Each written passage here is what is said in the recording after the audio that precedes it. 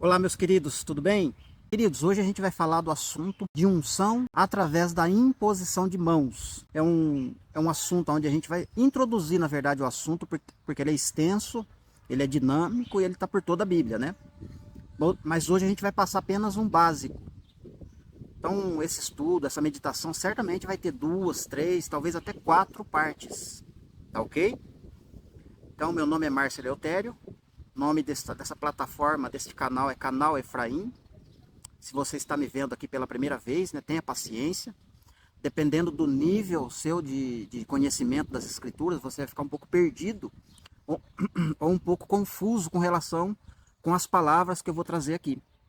Mas tenha um pouco de paciência e as coisas vão se ajustar, tá ok?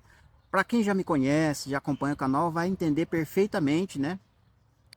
Os pontos a serem tratados aqui a respeito da unção através das imposição de mãos. Tá ok, meus queridos? Então vamos lá. Primeira coisa que a gente precisa entender, não só neste assunto, neste tema, mas por toda a prática de vida da igreja, não podemos nos basear apenas em um versículo isolado no Novo Testamento, ou talvez dois ou três textos no Novo Testamento, por mais que esteja claro a escrita dos apóstolos, mesmo assim eles extraíram a base do Antigo Testamento, de forma que não existe Novo Testamento sem a base que é o Antigo Testamento. Então você precisa pegar um histórico do Antigo Testamento, entender e aplicar ele para o Novo Testamento junto com a palavra dos apóstolos e fazer eles entrarem em harmonia, de forma que você não vai forçar a barra, de forma que você não vai, vamos dizer assim, tropeçar na explicação, porque você está sendo conduzido pela própria palavra, entende? E quando eu falo estar sendo conduzido pela própria palavra, vamos traduzir essa palavra por humildade. Você está sendo humilde diante de Deus. Ser humilde diante de Deus é ler um texto no Antigo Testamento, ler outro texto no Novo Testamento e falar, é isso aqui que Deus está querendo que eu faça. Vou fazer. Mesmo o pastor, o bispo, o apóstolo, o reverendo dizendo que não é assim. Eu vou ficar com o que está escrito. Isso é ser humilde. Não é a pessoa pobre, que não tem dinheiro, que não tem condições ou recursos. Ela pode ser simples, entendeu?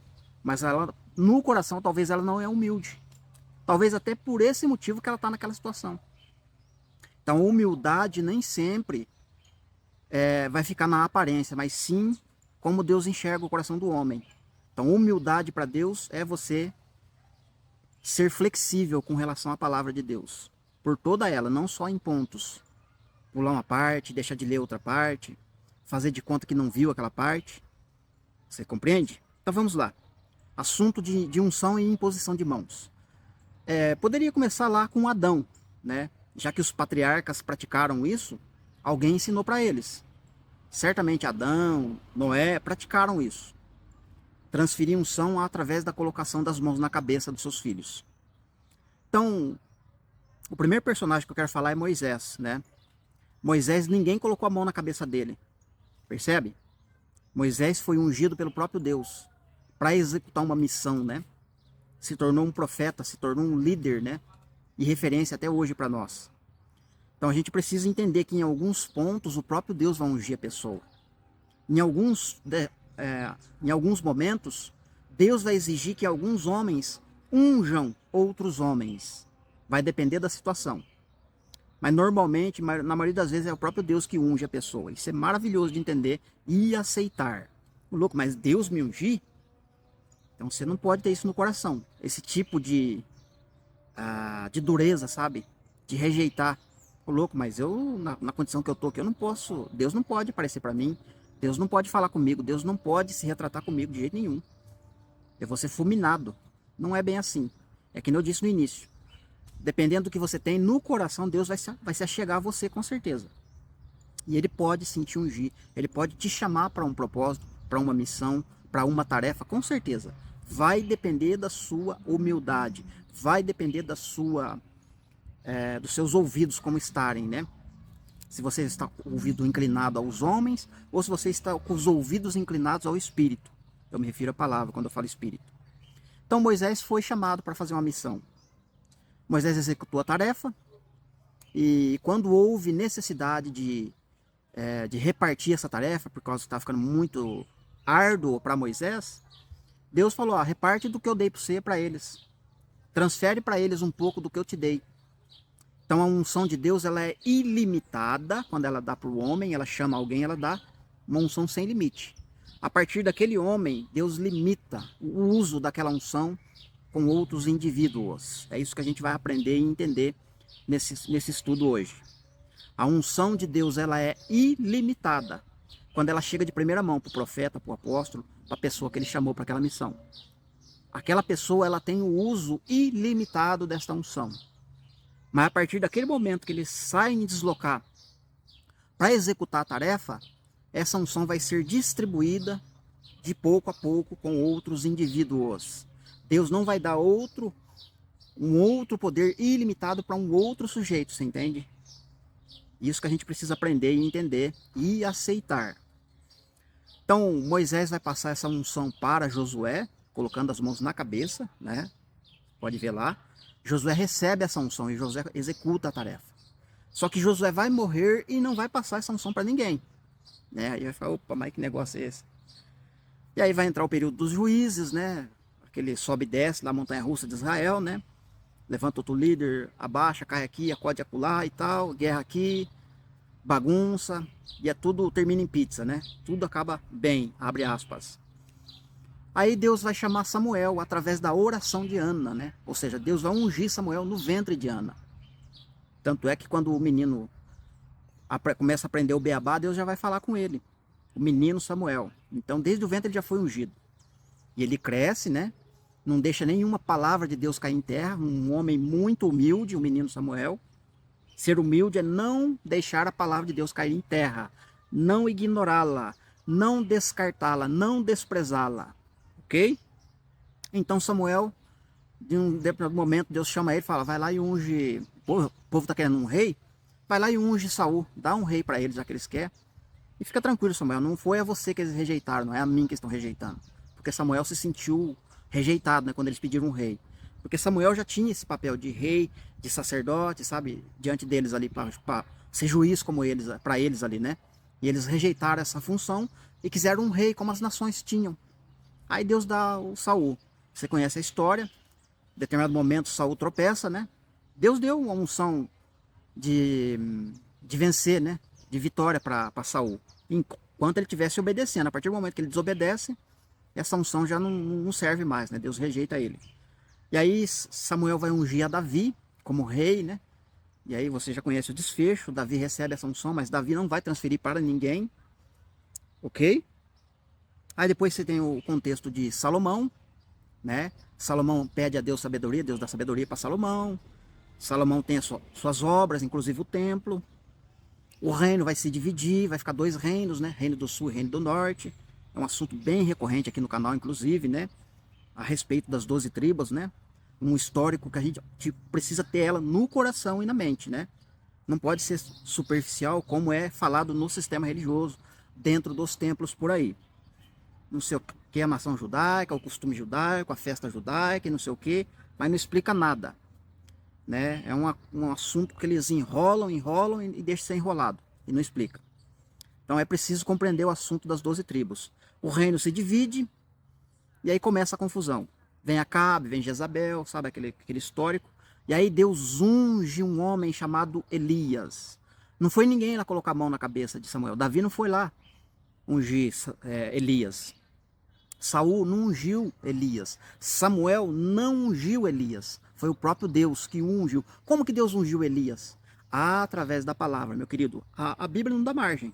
Quando ela não dá margem, é óbvio que Elias encontrou nas Escrituras um caminho para se achegar a Deus. E, claro, abriu o coração, né? Deus viu humildade em Elias, porque ele... Está escrito, eu vou falar. Tá escrito, é isso aqui que está escrito, eu vou falar desse jeito então com o povo.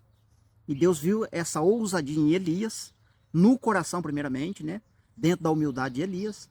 E foi lá e permitiu, deixou Elias fluir no Espírito. Elias, a primeira profecia dele foi: segundo a minha palavra, não vai chover durante 3 anos e meio. Humildade, reconhecimento do que está escrito e aceitação no coração primeiramente, e depois deixar fluir através do Espírito. Palavra do Senhor. Elias foi ungido por Deus através dessa atitude. E a obra, né? E aí Deus começa a dialogar com Elias. E aí, em determinado momento, Deus fala para Elias: Elias, vai até tal lugar e unge Eliseu a profeta. Olha só que interessante. Só que é o seguinte, Elias, você vai ungir ele a profeta no teu lugar. Isso significa que Elias terminou a missão, né? Pouco tempo de ministério, mas aí Deus falou: olha, seu ministério acabou, tá, Elias? Vai lá e unge Eliseu no teu lugar, porque você não vai mais ser profeta. Talvez no coração de Elias, será que ele pensou: puxa, peraí, mas eu não vou ser mais profeta? O que vai acontecer comigo? Para onde que eu vou? O que eu vou fazer da minha vida? Sei lá, 4 anos de ministério, o profeta Elias tem, 3 anos e meio, vamos dizer assim. Porque quando ele apareceu, ele já decretou céu fechado para não chover. Ficou 3 anos e meio sem chuva. Quando era para voltar a chover, ele foi até Acabe, até Jezabel, né? Falou para eles que ia ter chuva e tal. Já fez o desafio no Monte Carmelo. Consequentemente, já vem para o contexto de Eliseu. 3 anos e meio, no máximo 4 anos de ministério. É claro que antes de Deus chamá-lo, certamente Elias deve ter tido um ministério de no mínimo uns 15 anos, né? De cara na palavra, né? De humildade, olha, está escrito verdade, vou falar isso. A Bíblia não dá margem, mas é certeza que aconteceu isso com Elias. Eliseu então recebe a unção e vai passar a unção, ou melhor, uma parte da sua unção para Azael e depois para Jeú. E aí a gente tem o desfecho, né? Vai entrar o contexto do final da Assíria, vai chegar a época da Babilônia, né? E aí já não parece mais assim assuntos relacionados a Eliseu e Elias ou o próprio Jeú. Porque fechou uma era. Deus profetizou algo ali, né? Através desses 4 personagens, para o tempo do fim, para a última semana. Então agora começa uma nova etapa para falar da última semana, mas em um outro ângulo. Deus volta atrás no começo, quer falar de uma outra forma. E agora Deus começa a chamar os profetas. Ou melhor, Deus começa a ungir profetas para falar diante do povo de Israel. E essa palavra que Deus trouxe para os profetas, né? Infelizmente, hoje o sistema religioso, o pessoal que mora em Babilônia, né? Que está em Babilônia e não sabe, mas é Babilônia. O pessoal olha para o texto dos profetas, mas é aquela época, né? Hoje as coisas mudaram, os tempos mudaram. Deus falou para Israel, né? Agora nós estamos na nova era, na era da graça, isso aqui não pode ser mais para nós. Ou seja, eles descartam, eles mutilam, eles picoteiam, eles destroem a humildade, eles rejeitam a humildade, eles não aceitam aquela palavra. Porque é profeta do Antigo Testamento, é 2000 anos, 3000 anos atrás, sabe? Não, as coisas mudaram. Mas a Bíblia diz que Deus não muda, Ele é o mesmo ontem, hoje e sempre. Aliás, Ele fala de coisas que vai acontecer lá no milênio, como se fosse hoje. Ele já sabe de coisas, Ele falou, está escrito, coisas que vão acontecer no milênio. Quer dizer que aquelas coisas que Ele escreveu, que está escrito, que está falando do milênio, também é coisa do passado? Será que Ele está equivocado? Como que você explicaria isso? Palavra do Senhor. Então a rejeição da palavra vai levar você para dentro de um labirinto onde você não vai ter saída. O pessoal então que vive na Babilônia, estão na Babilônia, eles vão ter esse argumento. Rejeitam, eles desprezam a palavra do Senhor. E eu quero ler para vocês, eu vou ler um texto só nos profetas e depois a gente vai para o livro de Atos. Para confirmar e para a gente ver a veracidade da palavra de Deus. Se o que eu estou falando aqui está escrito, se é da palavra ou se é do Márcio. A gente vai ver. Amós capítulo 7, versículo de número 10, a seguir. Então Amazias, o sacerdote de Betel, mandou dizer a Jeroboão, rei de Israel: Amós tem conspirado contra ti, no meio da casa de Israel. A terra não pode sofrer todas as suas palavras. Amazias é o sumo sacerdote do templo, na época de Jeroboão. Sumo sacerdote, hein? É a autoridade máxima no templo. Amazias. E ele estava falando, ó, Amós está profetizando coisas aí que se acontecer a terra não vai suportar. Israel não vai aguentar isso. Continuando, verso 11. Porque assim diz Amós, Jeroboão vai morrer à espada, e Israel certamente será levado para fora da sua terra, em cativeiro. Verso 12. Então Amazias disse a Amós, vai-te, ó vidente, foge para a terra de Judá, e ali come o teu pão, e ali você profetiza. Mas em Betel, daqui por diante, já não profetizarás, porque é o santuário do rei, é o templo do reino, é o templo que Salomão edificou, é o templo, não pode. Você não pode profetizar aqui, vai profetizar lá no reino de Judá. Aqui no reino de Israel, das 10 tribos, aqui no meio de Efraim, Amós, não vai profetizar não. Amós, as suas palavras não podem se cumprir aqui. Amós vai profetizar no reino de Judá, vai profetizar lá no sul. Aqui não, porque aqui é o templo, aqui é o sistema religioso, aqui é a Babilônia. Continuando a leitura. Verso 14. Então respondeu Amós e disse, eu não sou profeta, e nem discípulo de profeta, mas eu sou boiadeiro e colhedor de sicômoros. Mas o Senhor me tirou de após o gado, e me disse, vai e profetiza ao meu povo, Israel. Quem que ungiu Amós? Não foi no templo, porque o próprio templo está excluindo ele. O próprio templo está rejeitando Amós. O próprio templo, se o chefe está rejeitando, imagina os liderados. Se o próprio chefe está rejeitando Amós, excluindo, querendo que ele não profetize mais ali em Efraim, no Reino do Norte, então o Amós disse, olha, eu não sou profeta e nem discípulo de profeta, ou seja, Deus não me chamou para ser profeta, eu não sou profeta, eu não fui ungido a profeta, eu não sou discípulo de profeta, mas Deus me chamou para profetizar para Israel, meu povo. Deus falou com Amós. Como? Por meio das Escrituras, por meio de um caminho que se chama humildade. Amós aceitou o desafio, Amós recebeu do coração, Amós hospedou a palavra do Senhor no coração e deu seguimento. Eu vou profetizar então para o reino de Israel, o povo de Deus. Continuando, verso 15, ou melhor, 17 agora, né? 16, desculpa.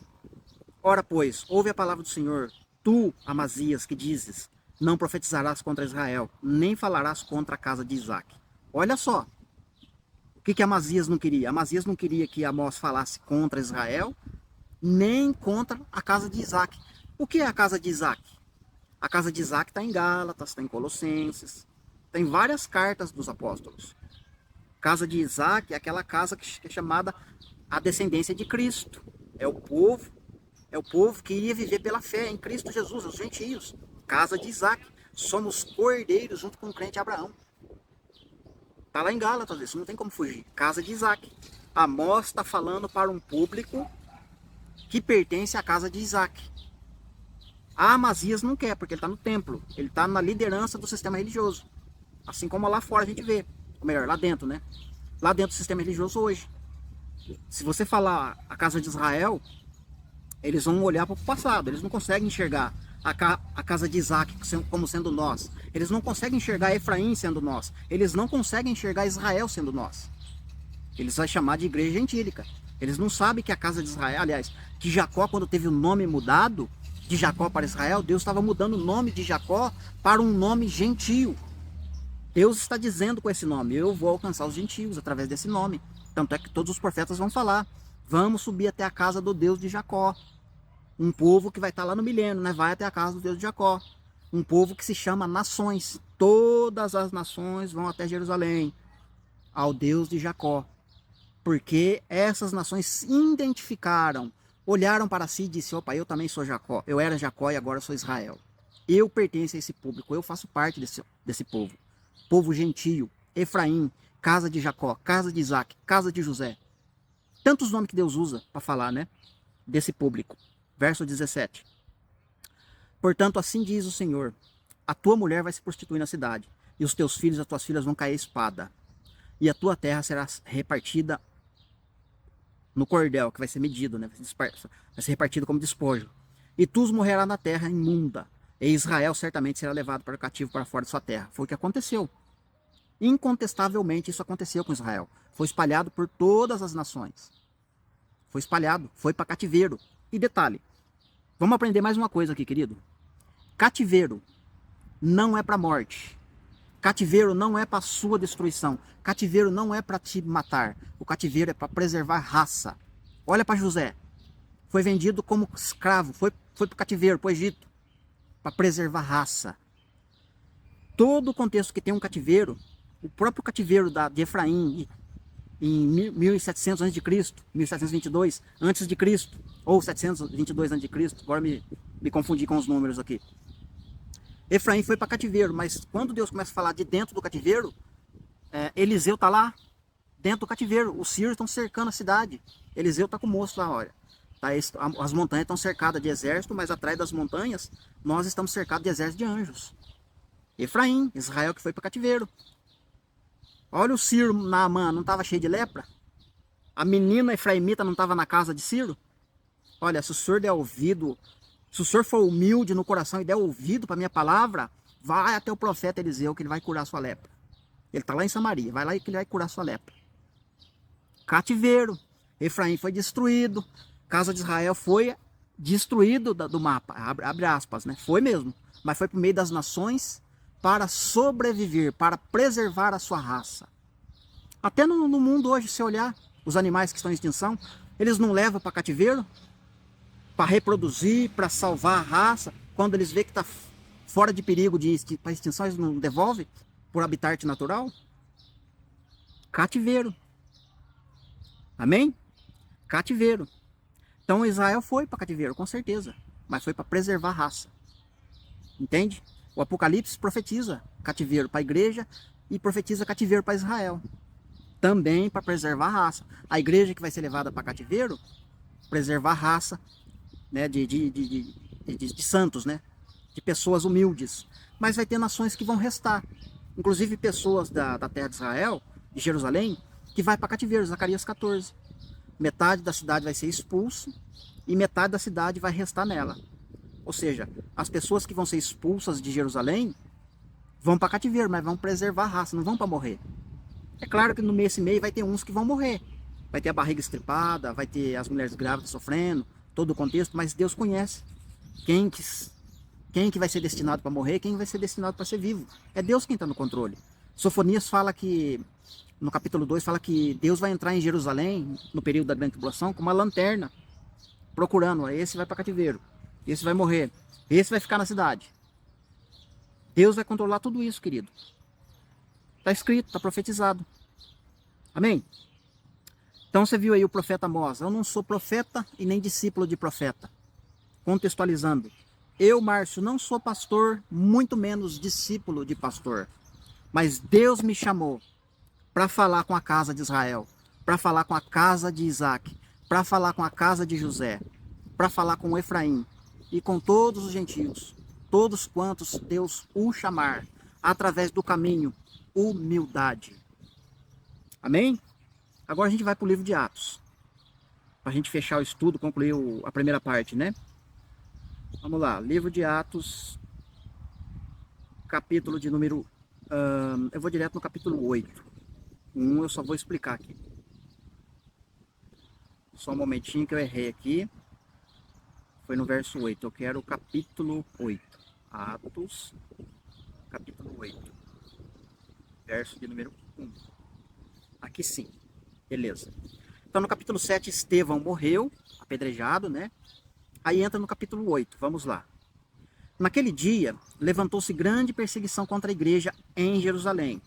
E todos, exceto os apóstolos, foram para cativeiro entre as regiões de Judéia e Samaria. Então veja bem, olha só que interessante, né? Foi Estevão morrer e começou uma grande perseguição contra a igreja em Jerusalém. De maneira que todos os cristãos foram para cativeiro, para a Judéia, para Samaria, para tudo quanto é lado, exceto os apóstolos. Por que os apóstolos não foram para cativeiro? Não é eles que são os líderes? Não são eles que são os mandantes? Não são eles os perturbadores da terra? Por que eles ficaram lá? Por que Deus não tocou no coração do imperador na época? Leva os apóstolos também, tira essa raça ruim daqui. É essa raça que está perturbando. Mas os apóstolos ficaram em Jerusalém. E Deus deixou isso Talvez tenha mais coisas para nós aprender, mas uma delas eu quero falar para vocês. Por que Deus fez isso? Permitiu isso? Então vamos voltar no capítulo 1 para a gente entender uma coisa primeiro, antes da gente entender essa segunda coisa que é relacionada aos 12 apóstolos. Capítulo 1 de Atos, você vê que Jesus começa a conversar com os discípulos, né? Dando provas incontestáveis de que havia ressuscitado, falou de coisas concernentes ao reino milenar, tratou com eles de várias formas, mas uma coisa que o texto lá deixa claro, que Jesus falou para os apóstolos fiquem em Jerusalém, até vocês serem revestidos de poder. E depois que vocês forem revestidos de poder, vocês vão ser minhas testemunhas em Jerusalém, depois vocês vão ser minhas testemunhas na Judéia, depois vocês vão ser minhas testemunhas em Samaria, e por último, aos confins da terra. Então essa parte de ser testemunha, a gente precisa entender que aplica primeiramente para os apóstolos, e depois, na segunda fase do Pentecostes, que vai acontecer sobre os gentios, que vai ter um outro grupo, abre aspas, que vão ter um cargo semelhante ao dos apóstolos.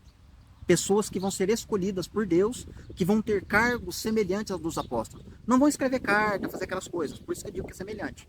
Não vai ser preciso, necessário, escrever como eles escreveram, para trazer o assunto dos profetas, do Antigo Testamento, um resumo para nós, né, da conclusão da obra de Deus.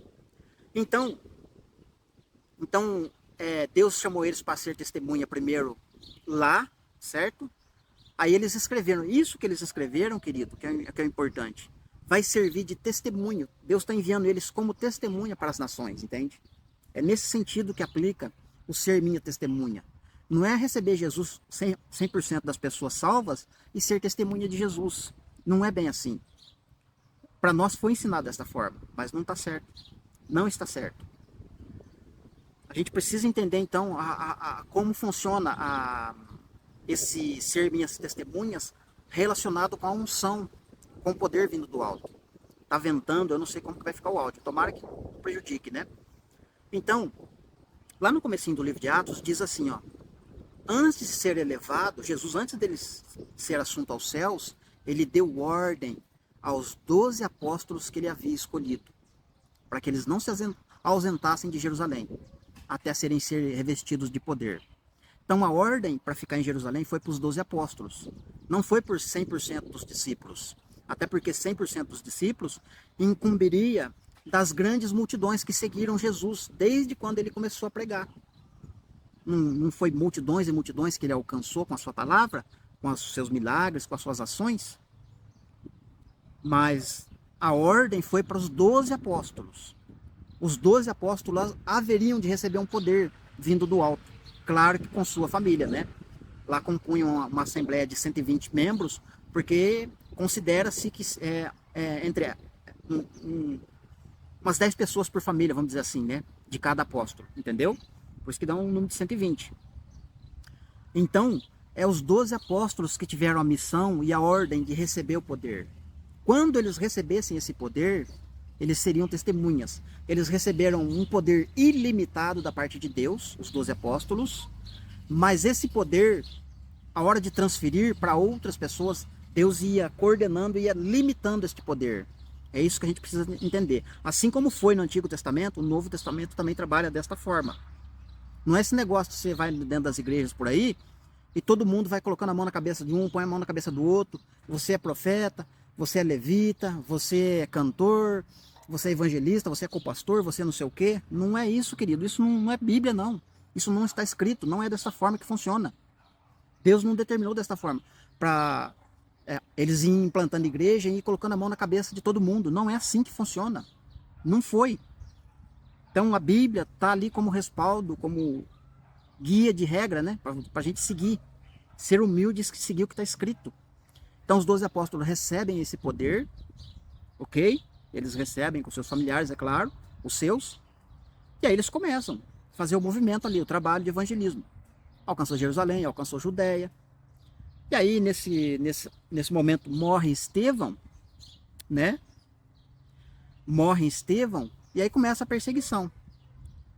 Começa a perseguição e todo mundo é espalhado, exceto os 12. Por que os 12 não foram espalhados? Vamos continuar lendo. Verso 2. Alguns homens piedosos sepultaram Estevão e fizeram grande pranto sobre ele. Saulo, porém, assolava a igreja. Entretanto, entrava nas casas, né, arrombando os homens, mulheres, e encerrava na prisão. Verso 4. Entretanto, os que foram dispersos iam por toda parte pregando a palavra. Filipe, descendo à cidade de Samaria, anunciava-lhes a Cristo. As multidões atendiam unânimes às coisas que Filipe dizia, ouvindo-as e vendo os sinais que ele operava. Pois os espíritos imundos e muitos possessos saíram gritando em alta voz, e muitos paralíticos e coxos foram curados. E houve grande alegria naquela cidade. Verso 9. Ora, havia certo homem chamado Simão, que ali praticava a mágica, iludindo o povo de Samaria, insinuando ser ele um grande vulto. 10. Ao qual todos davam ouvidos, do menor até o maior, dizendo: este homem é o poder de Deus, chamado o grande poder. Verso 11. Aderiram a ele porque havia muitos o iludia com mágicas. Quando, porém, deram crédito a Filipe, que os evangelizava a respeito do reino de Deus e do nome de Jesus Cristo, iam sendo batizados homens, assim como mulheres. O próprio Simão, mágico, abraçou a fé, e tendo sido batizado, acompanhava Filipe de perto, observando a exatidão dos sinais e grandes milagres praticava. Ou seja, o Simão, que era um homem que fazia feitiçaria, mágica, né, iludia o povo, de forma que... Estou dando um reflexo do caderno aqui. De forma que as pessoas ficavam impactadas, né, com esse mágico, com esse Simão, das coisas que ele fazia. E do menor ao maior, não, ele é o poder de Deus, não, esse cara é fantástico. Nossa, esse cara... Só que quando Filipe chegou, eles deram crédito para Filipe, né? Não só deram crédito, porque eles viram sinais que eram praticados. Expulsão de demônios, curas. Ele batizava eles, né? Evangelizava, alcançou eles com as palavras. O próprio Simão abraçou a fé, recebeu a Cristo. Verso 14. Ouvindo os apóstolos que estavam em Jerusalém, que Samaria tinha recebido a palavra, enviaram-lhe Pedro e João, os quais, descendo para lá, oraram por eles, para que eles recebessem o Espírito Santo, porquanto não havia descido ainda nenhum deles, mas somente tinham sido batizados em nome de Jesus Cristo. Primeira pergunta. Filipe não estava lá na eleição dos diáconos? Os apóstolos não colocaram suas mãos sobre a cabeça de Filipe? Colocaram. Por que Filipe não pode colocar as mãos nas pessoas para as pessoas receber o poder? Por que os apóstolos tiveram que sair de Jerusalém e ir até Samaria para poder as pessoas receberem o Espírito Santo? Outra pergunta. Essas pessoas que receberam o Evangelho, aceitaram Jesus, já estavam se alegrando com as coisas que estavam acontecendo. Não tinha ainda o Espírito Santo? Porque é o texto que diz. Como que as pessoas dizem por aí, ergueu a mão, aceitou Jesus, está salvo? Não é assim que fala lá no sistema? Recebeu Jesus, confessou em público, já tem o Espírito Santo, já é morada do Altíssimo, já está salvo. Jesus cura, batiza, Jesus salva, cura, batiza e leva para morar no céu. Não é assim que eles dizem? Mas não é assim que está escrito, né? Não é assim que está escrito. Então, Filipe recebeu sim poder, mas não foi um poder ilimitado. Filipe pode expulsar demônio, batizar, curar, convencê-los, né, com a palavra, isto é, fazer a pessoa ser impactada com o Evangelho, mas ainda não tem o poder sobre Filipe para colocar a mão na pessoa para ela receber o Espírito Santo. Isso implica em alguém que tenha isso, sabe, impregnado nela, né? Filipe foi lá evangelizar o eunuco, lá na estrada de Gaza, batizou o eunuco, foi transladado, mas não podia colocar a mão nas pessoas para receber o Espírito Santo. Por quê? Porque o poder de Deus foi limitado, né? Ou Deus queria dizer, olha, quem vai transferir o poder, na verdade, é os meus apóstolos, aqueles que eu disse no começo. Fique em Jerusalém até ser revestido do poder do alto. Aí vocês vão ser minhas testemunhas. Então a testemunha chegou em Jerusalém quando? Quando a palavra chegou ou quando os apóstolos foram lá? Entendeu? Mas agora então quer dizer que os apóstolos vão ter que ressuscitar para trazer poder para nós? Não. Porque eu vou falar um pouquinho aqui do Pentecoste, mas a parte 2 eu vou explicar melhor, né? Porque agora a gente vai entrar para um campo onde vai fugir um pouquinho do foco do assunto. Embora tá ligado, né? Então veja bem. Zacarias capítulo 12 profetiza que Deus vai salvar primeiro as tendas de Judá. Primeiro as tendas de Judá. E depois os gregos, né? Depois Efraim, depois os gentios. Lá em Romanos, Paulo fala que o culto, as promessas, as alianças, o oráculo e mais não sei o que lá pertence aos judeus, vem dos judeus. Tudo começa pelos judeus e vai terminar com os judeus. Inclusive o Messias sai deles, né? E os dons de Deus são irrevogáveis. Então, os judeus receberam o Pentecostes, quase 100% dos judeus receberam o Pentecostes. Depois Pedro prega, 5.000 se converte. Aí você vai lendo Atos, você vai ver quantos judeus vai se convertendo. Ao longo da história da vida de Paulo, você vai ver a quantidade de judeus que ele alcança. Muitos judeus receberam a palavra. E é os judeus que espalharam o evangelho pelo mundo. Inclusive aqui no Brasil. Não vem com essa conversinha, negócio de Rua Azusa, aquela reforma lá de Martim Lutero, aquelas coisas lá, não tem nada a ver aquilo. Aquilo lá é uma salada de um... Sabe, uma nojeira que você não faz ideia. Uma bagunça que Satanás fez. Outro dia a gente vai tocar nesse ponto. Não tem nada a ver de evangelismo, de reforma, coisa de... Não tem, querido, aquilo ali... Vocês vão chegar, nós vamos chegar lá. Então, foi os judeus que primeiro trouxeram o evangelho, entende? Para nós, gentios. Só que aí, Paulo diz lá em Romanos 11 que Deus endureceu uma parte dos judeus para poder alcançar os gentios. Até que haja entrado, na verdade, para todos os gentios. Assim, depois todo Israel vai ser salvo, né? Ou seja, aí depois vai vir os judeus. Então, lá em Zacarias 12, fala que primeiro vai salvar as tendas de Judá, depois vai endurecer Judá, e depois ele fala ainda que vai abrir os olhos de Judá na grande tribulação, para que Judá receba o evangelho, né? Ou o restante dos judeus que precisam se converter. Para o número se completar, vamos dizer assim. Então, em massa, agora quem vai receber o Pentecostes são os gentios, porque eles estão no meio das nações, a palavra já chegou, só que os apóstolos, né, que são testemunhas, ainda não chegou 100% para esses gentios. Para alguns já chegou, vamos dizer assim. Está chegando, sabe, a informação, né? Você está recebendo um pouquinho dessa informação. A ponta do iceberg você está recebendo já. Então, vai chegar uma hora que os gentios vão receber esse Pentecostes. Mas detalhe, pequenos grupos, pequenas pessoas que Deus vai eleger, vai escolher para trazer essa chuva. Entende, querido? Essa chuva vai vir e aí vai ser como foi no início, né? Esse grupo vai receber o poder e aí eles vão... Deus vai direcionar, vai em cidade tal, coloca a mão na cabeça de fulano e dá uma tarefa para aquele fulano. Vai em país tal, procura uma pessoa chamada Cicrano, vai lá e fala assim para ele e coloca a mão na cabeça dele. Querido, quando estiver acontecendo isso, com esses pequenos grupos, poucas pessoas que vão receber esse poder para serem testemunhas lá de Apocalipse 11, inclusive, as nécias vão observar isso e elas vão ver, elas vão falar, peraí, quando eles colocam a mão, realmente a pessoa recebe o Espírito Santo, fica evidente, querido. Querido, presta atenção, eu vou ler para você agora uma coisa interessante que vai acontecer. Então eles impunham as mãos e as pessoas recebiam o Espírito Santo. Vendo, porém, Simão, que pelo fato de impor aos apóstolos as mãos era concedido o Espírito Santo, ofereceu-lhes dinheiro, propondo, concedei para mim também deste poder, para que quando eu colocar a mão em alguém, essa pessoa receba o Espírito Santo. Pedro, porém, lhe disse, seja o teu dinheiro para contigo e para a perdição, pois julgaste adquirir por meio dele o dom de Deus. Não tens parte conosco neste mistério, porque o teu coração é mau diante de Deus. Arrepende, pois, da tua maldade agora, e o Senhor seja perdoado em tempo do teu coração. Então, veja só, querido. O Simão recebeu o evangelho através de Filipe, já foi impactado, foi convencido.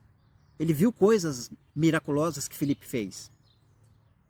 Os apóstolos certamente colocaram a mão na cabeça das pessoas para as pessoas receberem o Espírito Santo. Talvez até o próprio Simão recebeu. Só que ele teve o olho gordo, né? Vamos dizer assim. Ou seja, a pessoa que recebe o Espírito Santo, querido, a mudança na pessoa é notória, ao ponto de um feiticeiro, um mágico, alguém que domina a arte da magia, domina o ocultismo, olhar e falar, peraí, aquilo ali é real, aquilo ali não tem engano, né? Não tem ocultismo ali, é realidade, aquilo ali é uma mudança, é um poder de Deus genuíno. Puxa, eu quero esse poder genuíno. Só que ele quis conquistar com o dinheiro. Então, quando acontecer isso, querido, isso é um reflexo, né? É um vislumbre do que vai acontecer na grande tribulação, quando essas pessoas receberem o poder de Deus. os humildes receberem essa unção. As nécias que estão no sistema, vamos compartilhar nesse Estado Santos aí. Quanto você quer? Quanto você quer? Eu dou o dízimo, a minha igreja tem 10 mil membros. Eu dou o dízimo dos 10 mil membros agora para você. Se você colocar a mão na minha cabeça e dar um pouco desse poder aí. Quanto que é? Dá esse poder para mim um pouquinho aí. Nécia. O que é nécia? O que as prudentes, as sábias vão responder? Vai comprar. Vai comprar o azeite. Você não fez comércio a vida inteira? Vai comprar, vai lá onde quem vende. Porque no coração a pessoa não está preocupada com o dom de Deus, querido. A pessoa não está preocupada com o evangelho, ela não está preocupada com a humildade. Ela está preocupada com o que ela vai conseguir com aquele poder. Quando ela vê aquilo, fala, puxa, aquilo ali é uma mina de dinheiro. Se eu chegar num lugar em público e fazer esse negócio acontecer, quantas e quantas pessoas não vai dar dinheiro para mim? É isso que estava no coração do mágico aqui, ó. Isso está no coração das nécias. Está implícito. E muitos líderes hoje dos templos, eles vão para lá querendo arrecadar dinheiro, um meio de conseguir dinheiro. Eles enxergam dinheiro nas pessoas. Eles enxergam o poder, o dom, enxergam, mas atrás do dom, ou através do dom, eles querem arrecadar dinheiro, enriquecer. Entende, querido? Por isso Deus já profetiza e mostra dá o resultado para a gente. Vai comprar. Vai ver quem vende e compra. Porque não vai receber, querido. Não vai receber.